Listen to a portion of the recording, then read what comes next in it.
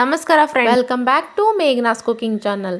ನಾನಿವತ್ತು ಚಳಿಗಾಲದಲ್ಲಿ ಇಡ್ಲಿ ಅಥವಾ ದೋಸೆ ಹಿಟ್ಟು ಚೆನ್ನಾಗಿ ಹುದುಗ್ ಬರೋಕ್ಕೆ ಕೆಲವೊಂದು ಟಿಪ್ಸ್ನ ಹೇಳ್ಕೊಡ್ತಾ ಇದ್ದೀನಿ. ಖಂಡಿತವಾಗ್ಲೂ ನೀವು ಈ ಟಿಪ್ಸ್ನ ಕೊನೆ ತನಕ ನೋಡಿ ಫಾಲೋ ಮಾಡಿ. ತುಂಬಾ ಚೆನ್ನಾಗಿ ಹಿಟ್ಟು ಹುದುಗ್ ಬರುತ್ತೆ.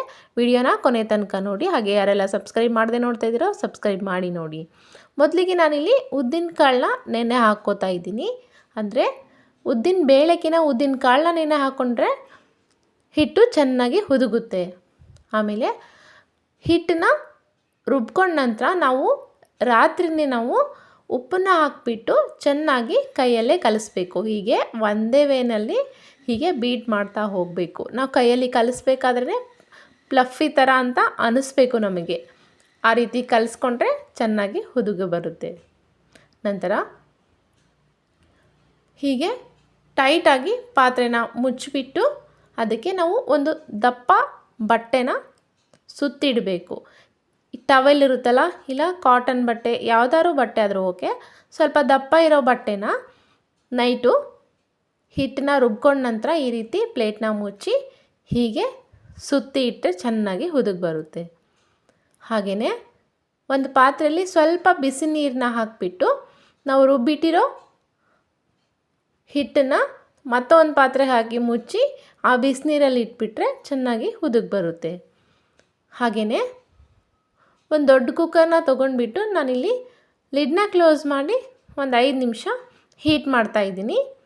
ಈ ಕುಕ್ಕರು ಸ್ವಲ್ಪ ಬಿಸಿಯಾದ ನಂತರ ಹಾಗೆಯೇ ಲಿಡ್ನ ಓಪನ್ ಮಾಡಿ ನಾವು ರುಬ್ಬಿಟ್ಟಿರೋ ಹಿಟ್ಟನ್ನ ಒಂದು ಪಾತ್ರೆಗೆ ಹಾಕಿಬಿಟ್ಟು ಆ ಪಾತ್ರೆನ ಬಿಸಿ ಮಾಡಿರೋ ಕುಕ್ಕರಲ್ಲಿಟ್ಟು ಅದಕ್ಕೆ ಒಂದು ಪ್ಲೇಟ್ನ ಮುಚ್ತಾ ಇದ್ದೀನಿ. ನಂತರ ಕುಕ್ಕರ್ ಲಿಡ್ನ ಕ್ಲೋಸ್ ಮಾಡಿ ಫುಲ್ ನೈಟ್ ಹಾಗೆ ಬಿಟ್ಟರೆ ಬೆಳಗ್ಗೆ ಅನ್ನೋಷ್ಟೊತ್ತಿಗೆ ತುಂಬಾ ಚೆನ್ನಾಗಿ ಹುದುಗ್ ಬಂದಿರುತ್ತೆ. ಹಾಗೆಯೇ ರುಬ್ಬಿದ ತಕ್ಷಣವೇ ನಾವು ಒಂದು 2-3 ಟೇಬಲ್ ಸ್ಪೂನಷ್ಟು ಹುಳಿ ಮೊಸರನ್ನ ಹಾಕಿಬಿಟ್ಟು ಚೆನ್ನಾಗಿ ಕೈ ಆಡಬೇಕು. ಈ ರೀತಿ ಕೈ ಆಡಿದರೆ ಒಂದು 4-5 ಅವರ್ ಒಳಗೆ ಹಿಟ್ಟು ಚೆನ್ನಾಗಿ ಹುದುಗ್ ಬಂದಿರುತ್ತೆ. ಮತ್ತೊಂದು ಟಿಪ್ಸ್ ಏನಪ್ಪ ಅಂದರೆ, ರುಬ್ಬಿದ ತಕ್ಷಣ ಹಿಟ್ಟಿಗೆ ನಾವು ಹುಳಿಯಾಗಿರೋ ಮಜ್ಜಿಗೆನ ಮೇಲ್ಗಡೆ ತಿಳಿ ಇರುತ್ತಲ್ಲ, ಆ ತಿಳಿ ಮಜ್ಜಿಗೆ ಮಾತ್ರ 2-3 ಟೇಬಲ್ ಸ್ಪೂನಷ್ಟು ಹಾಕಿ ಚೆನ್ನಾಗಿ ಕೈ ಆಡಿಸಿ ಆ ಪಾತ್ರೆಗೆ ಒಂದು ಮುಚ್ಚಳನ ಮುಚ್ಚಿ ಎತ್ತಿಡಬೇಕು.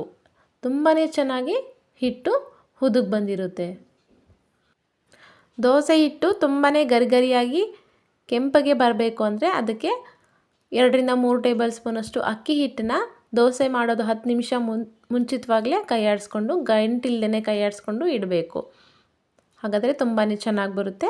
ವಿಡಿಯೋನ ನೋಡಿದ್ದಕ್ಕೆ ಧನ್ಯವಾದಗಳು.